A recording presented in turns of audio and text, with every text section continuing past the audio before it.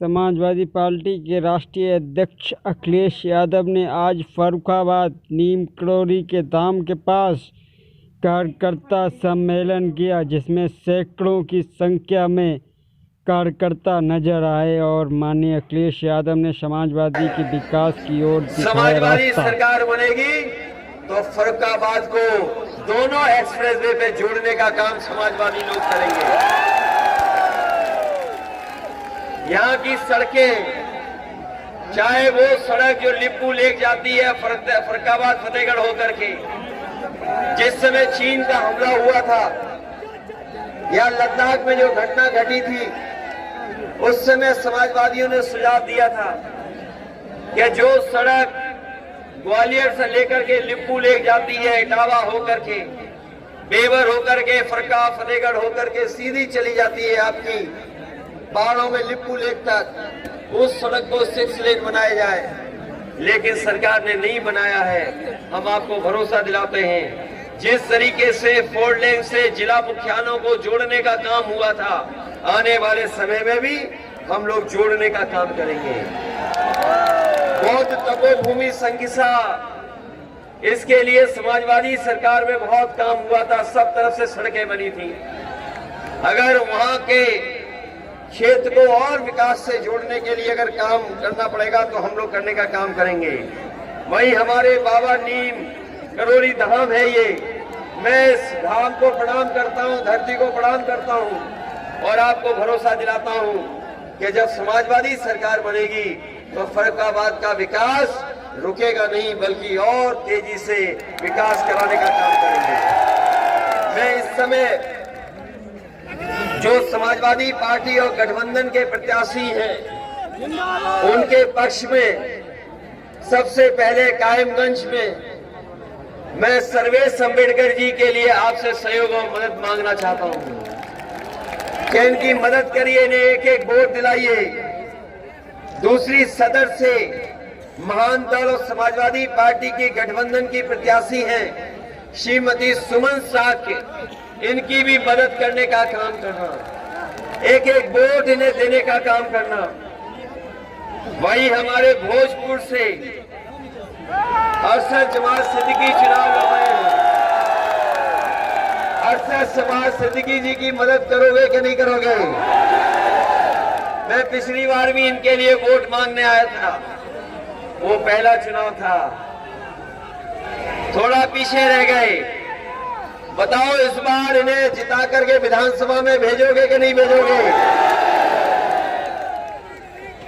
और डॉक्टर जितेंद्र यादव लड़ रहे अमृतपुर से। भाई, अमृतपुर वालों से हमारी विशेष अपील है, हम अपनी विशेष अपील कर रहे हैं आपसे, अमृतपुर वालों से। बताओ डॉक्टर जितेंद्र यादव की मदद करोगे कि नहीं करोगे? और जो लड़ रहे हैं,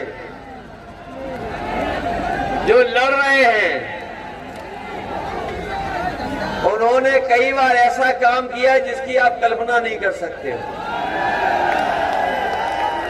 एक बार मुझे याद है कि जब जिला पंचायत का चुनाव था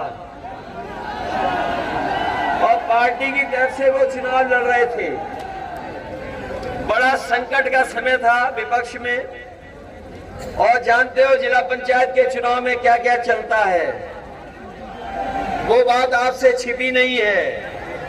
हमें लगा कि कम से कम समाजवादी पार्टी को 2 वोट तो मिल जाएंगे, लेकिन याद है जब वोट खुले तो पार्टी को कितने वोट मिले होंगे? याद करो कितने वोट मिले थे? 0 वोट मिले था, 0 वोट, 0 वोट मिले, 0। हमने कहा ऐसा तो कभी नहीं होता कि जो प्रत्याशी है वो भी वोट न दे। सोचो, जो चुनाव लड़ रहे हैं वो ऐसे प्रत्याशी हैं जिन्होंने अपना वोट भी कहीं और दे दिया। इसलिए कम से कम उनसे बचाना हम लोगों को। लेकिन हम अपने बुजुर्गों से कहना चाहते हैं, हमारे बुजुर्ग हैं, नौजवान हैं, ये चुनाव विधायक बनाने का नहीं है, ये चुनाव सरकार बनाने का है। विधायक बनने से सम्मान नहीं बनता है किसी का। अगर सरकार बनेगी तो आपका सम्मान बढ़ेगा। सरकार बनेगी तो बड़े काम होंगे। सरकार बनेगी तो वो काम हो सकते हैं जिससे आपका भाग्य बदलेगा। एक विधायक नौकरी नहीं दे सकता, एक सरकार आपको रोजगार और नौकरी दे सकती है। एक विधायक गंगा पे पुल नहीं बना सकता, अगर आपकी सरकार होगी तो गंगा पे पुल बन जाएंगे, बिजली का इंतजाम हो जाएगा। एक विधायक 300 यूनिट फ्री बिजली नहीं कर सकता, आपकी सरकार बनेगी तो 300 यूनिट फ्री बिजली देने का काम समाजवादी सरकार में होगा। सिंचाई माफ होगी। और आलू को लेकर के एक कारखाने की बहुत दिनों से चर्चा होती है। लोग कहते हैं कि आलू से वोडका बन सकता है, शराब बन सकती है। पहले बाजार इसका नहीं था, 2% बाजार था, लेकिन भाजपा के सरकार में इसका बाजार बहुत बड़ा बन गया है। मैं अभी आगरा में गया था, आगरा में कह करके आया कि आलू की बेल्ट है, आगरा से लेकर के कन्नौज तक। इधर हमने देखा है कि इसका बाजार बढ़ गया है। आलू की कीमत कभी किसान को मिलती है, कभी नहीं मिलती है। इसलिए सरकार ने तय किया, हमारा मैनिफेस्टो पढ़ लेना, घोषणा पत्र में लिखा है कि हमने 1000 करोड़ रखे जिससे कि आपके आलू की कीमत दे सके। हमें 100 करोड़, 200 करोड़, 300 करोड़ रुपए देना पड़ेगा। अगर उस तरह का कारखाना लगाना पड़ेगा तो फर्रुखाबाद में या कन्नौज के बीच में एक कारखाना लगा करके कभी किसान को, आलू के किसान को घाटा नहीं होने देंगे, उनको आगे बढ़ाने का काम करेंगे। इन्हीं शब्दों से आप सबका धन्यवाद देता हूं और अपने प्रत्याशियों के पक्ष में आपसे निवेदन अपील करता हूं कि इन्हें एक एक वोट देकर के जिताने का काम करता हूं। बहुत बहुत बधाई।